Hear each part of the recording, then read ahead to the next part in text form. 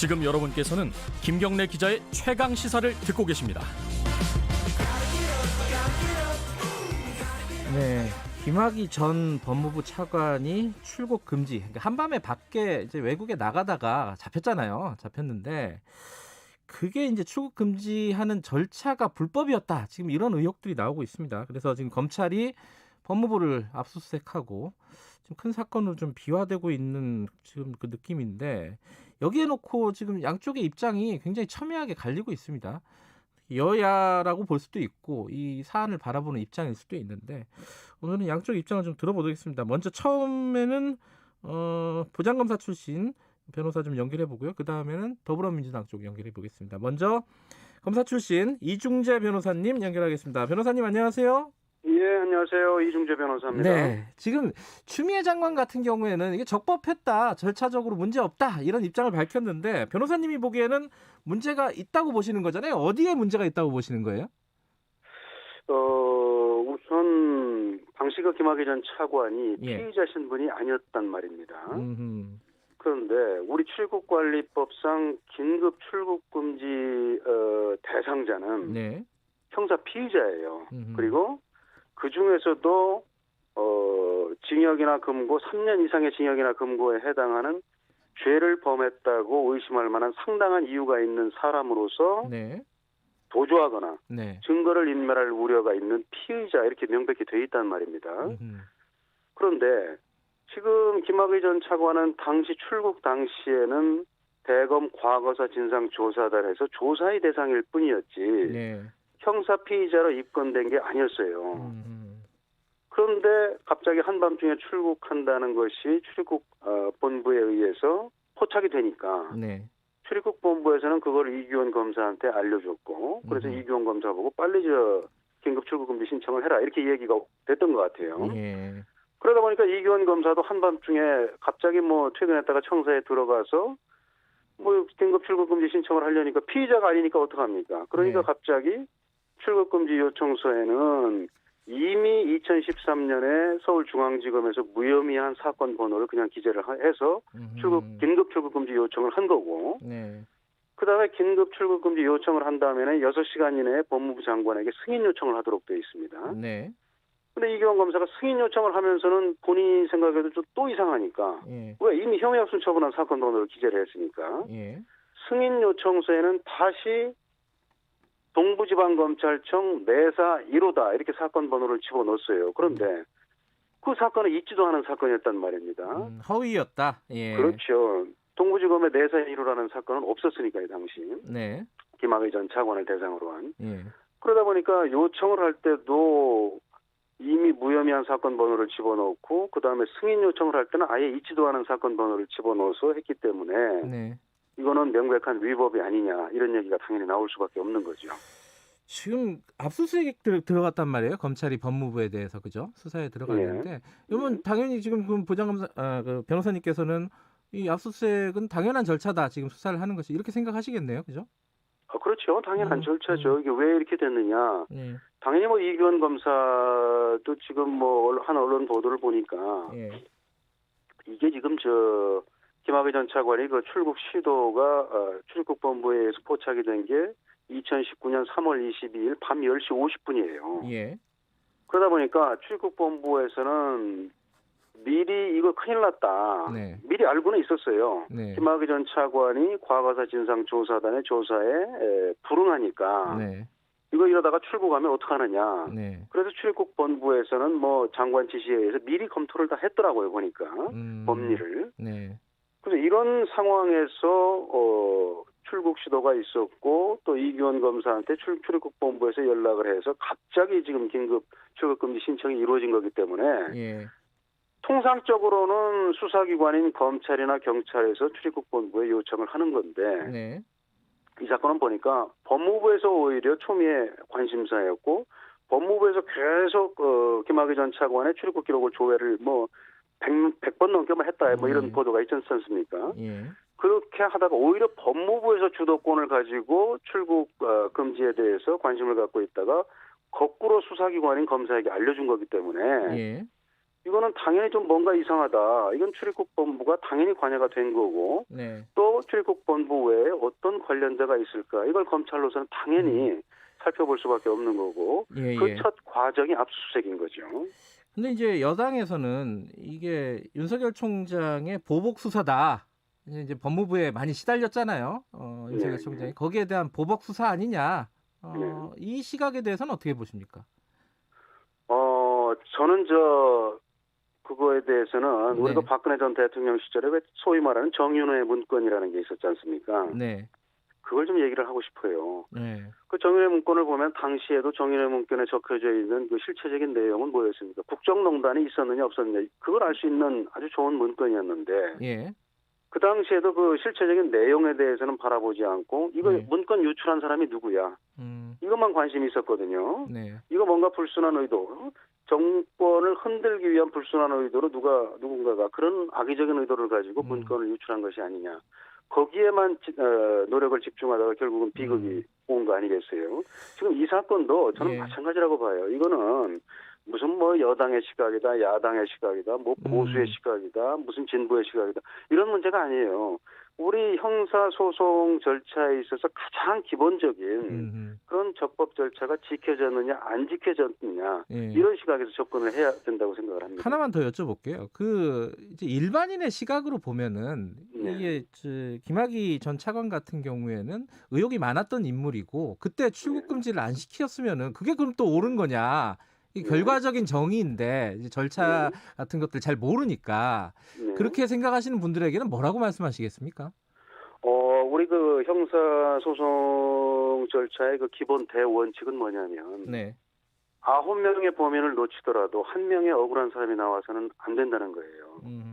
지금 나쁜 사람이니까 적법 절차 안 지켜도 된다. 네. 그게 옛날에 우리 그 조선시대에 예를 들면은 잘못했다고 의심되는 사람이 있으면은 데려다가 뭐 주리를 틀었다. 그 고문이죠. 잘못하면 그렇게 되는 거예요. 그렇기 때문에 지금까지 우리 인류가 고안해낸 가장 좋은 방법은 그런 억울한 일이 없도록 해야겠다 하기 위해서 가장 좋은 방법이 바로 이 적법 절차를 지키라는 겁니다. 우리 과거에 한번 생각을 해보세요. 간첩사건 수사한 수사관들도 아마 대부분의 수사관들이 절차를 안 지키면서도 나는 국가를 위해서 한다고 생각했을 거예요. 근데 그게 어떻게 됐어요? 그 와중에 억울한 사람들이 나오고 네. 그분들이 수십 년이 흘러서 뭐 재심 절차 등을 통해서 억울함이 무죄가 밝혀졌지만 그분들이나 그분 가족들이 입은 피해는 소위 말하는 회복할 수가 없는 거죠. 네. 그래서 형사 절차에서는 이 억울한 사람이 어떻게 하든 나오지 않게 해야겠다. 그렇기 알겠습니다. 때문에 이런 적법 절차를 준수하라고 하는 겁니다. 양쪽 얘기 다 들어야 되니까 오늘은 좀 짧게 여기서 마무리할게요. 고맙습니다. 예, 고맙습니다. 부장검사 출신 이중재 변호사였고요. 바로 이어서 가죠. 더불어민주당 김남국 의원님 연결되어 있습니다. 의원님 안녕하세요. 네, 안녕하세요. 안산 단원을 김남국입니다. 네, 이중재 변호사님 말씀 들으셨죠, 전화로? 죄송합니다. 제가 다 듣지 못했고요. 그래요? 끝에 1분 정도밖에 못 들어서 제가 내용을 전혀 모르겠습니다. 말씀드리겠습니다. 네네. 일단 기본적으로 그 허위로 사건 번호를 기재하고 이게 다 불법이었다. 그래서 수사를 하는 게 정당하다. 당연한 절차다. 이게 아주 기본적인 입장이에요. 여기에 대해서는 뭐라고 생각하십니까? 저도 당연히 그 형사사법의 대원칙이라고 하는 적법 절차의 원칙이라고 하는 것은 지켜져야 된다라고 생각이 들고요. 예.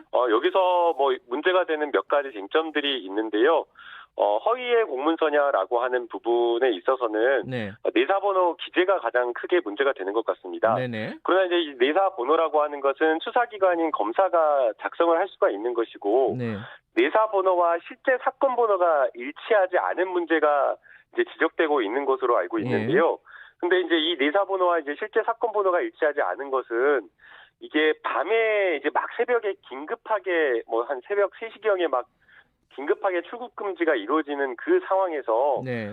전산으로 하는 게 아니라 수기로 이렇게 작성이 돼서 긴급 출국 금지 요청서가 작성이 되고 사후적으로 이 전산의 내사번호가 입력되지 않다 보니까 나중에 중복된 다른 내사번호가 기재되어서 실제 사건과 불일치한 그런 어떤 행정적인 미흡이 발생한 것이기 때문에 이걸 가지고 어떤 절차적인 불법이다, 뭐 가짜 번호다, 내사 번호다 이렇게 말하기에는 좀 어려울 것이다라고 생각이 됩니다. 그 당사자인 이규원 검사 있잖아요. 네네. 그때 당시에 이제 그 과거사 진상조사단에 계셨던 분인데 이 검사는 수사권이 없었다. 그렇기 때문에 이 자체가 불법이다. 여기에 대해서는 어떻게 보세요?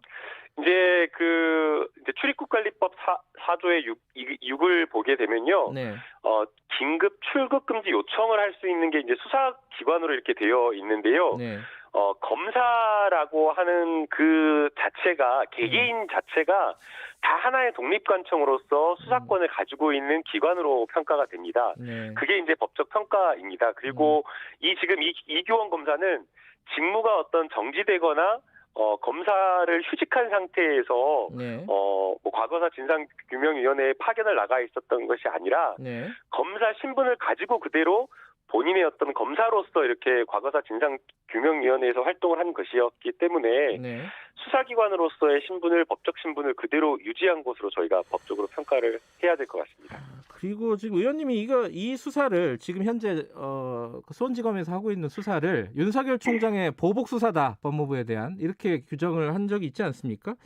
보복 수사다 그러면 또 네. 이게 명예훼손 될 수 있으니까 네. 보복 수사가 강하게 의심된다라고 제가 밝혔습니다. 네. 그거 좀 설명해 주세요. 왜 그런지. 이게 뭐 저희 많은 국민들이나 앵커께서도 이런 부분 네. 취재를 많이 하셨던 것으로 알고 있는데요. 예. 원래 검찰이 자기 식구 수사를 잘 안 하는 게 전문이잖아요. 네. 김학의 전 차관 사건만 하더라도 2013년과 14년에 아주 객관적인 물증과 구체적 진술까지 나왔는데도 불구하고 2차례나 불기소 처분하고 네. 그리고 최근에 김봉현 씨 폭로 사건도 있었지만 네. 검사들에 대한 술접대 의혹이 구체적 진술 여러 가지 것들이 나왔는데도 불구하고 불법성 확인되었는데 아예 수사하지 않아 버리고 덮어버렸잖아요. 네. 뒤늦게 이제 언론에서 이제 드러나니까 이제 수사를 하고 그랬던 거였거든요. 네. 그리고 검찰 고위직 출신 라임 사건으로 2억여 원의 배임 알선 수재 혐의로 이렇게 현재는 구속되어 있는데 이것도 역시나 마찬가지로 폭로가 되었고 진술이 되었는데도 불구하고 반년 동안 수사를 아예 하지 않고 있었어요. 네. 국회에서 문제 제기하고 언론에서 집중 보도하니까 그제서야 수사를 했던 게 검찰이거든요. 근데 이제 이런 지금 사건은 어떻게 보면 당연히 오히려 해야 되는 정당한 수사인데도 불구하고 아주 정광석화처럼 압수수색부터 해버려요.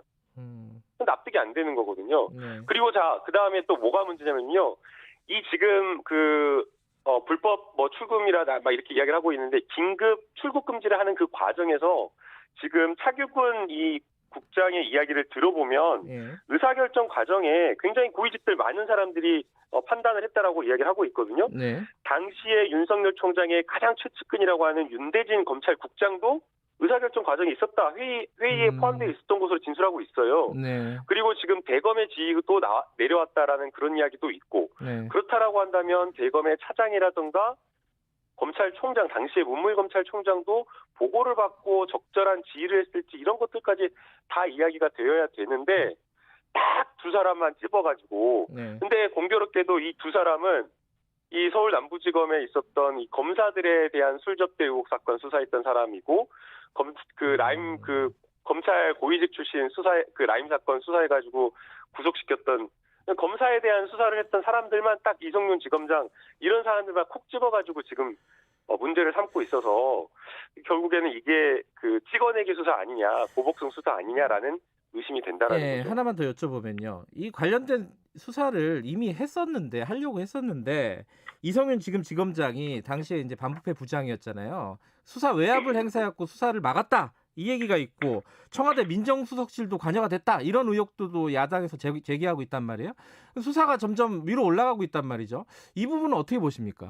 이제 제가 그 부분까지는 사실관계를 알지는 좀 못하기 때문에 말을 정확히는 할 수가 없을 것 같고요. 네. 만약 이제 수사를 어떻게 막았는지 안 막았는지는 모르겠지만 네. 오히려 이런 사건보다는 전관예우와 관련된 여러 문제되는 사건들이 많잖아요. 네. 당장의 이 라임과 오티머스 사건도 굉장히 민생 피해가 심각한 사기 사건이었는데 사건 초기에 이게 수사되지 않고 불기소 처분되고 덮였어요. 네. 그래서 지난해 국감에서 국회에서도 법사위에서 이 부분과 관련되어서 왜 불기소 처분되었느냐, 왜 이거 제대로 수사되지 않았느냐, 외압과 관련된 부분, 네. 그리고 정관예우 있었는지 계속 문제 제기하는데 이런 부분을 수사 안 하고 아예 들여다보지도 않고 있어요. 오히려 저는 이런 것들이 검찰의 큰 문제라고 보고 있습니다. 특검이나 특임 검사까지도 가야 될 중요한 사안이다. 이거 여기에 대해서 한 말씀 하시면요. 그런 거는 전혀 아니라고 보이고요. 예.